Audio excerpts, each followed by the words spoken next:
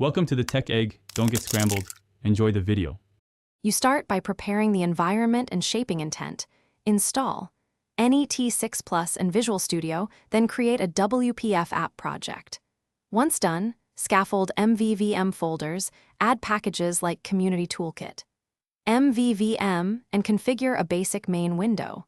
Next, create an iExecutor or iCommand-based interface that declares run async task args. Make sure to design a simple execution contract and a whitelist of allowed operations so the executor only runs intended tasks. Begin implementing a minimal view model that exposes an execute command to the UI. Now implement the core executor. Code an iCommand or iExecutor that runs tasks asynchronously and supports cancellation token. Use task. Run for CPU work and the dispatcher to marshal progress and results to the UI thread.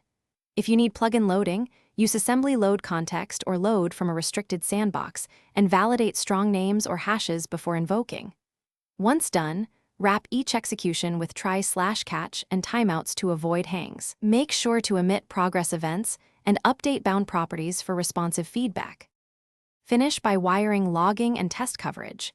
Add unit tests for executor logic and integration tests for UI flows, then publish with single file or framework-dependent settings.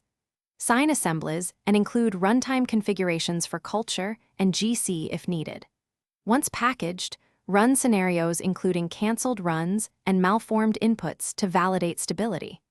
If something fails, first reproduce with verbose logging. Make sure cancellation token is observed and the dispatcher calls are on the UI thread.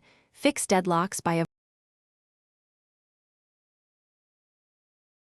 Thanks for watching. Consider subscribing if I helped unscramble your problems.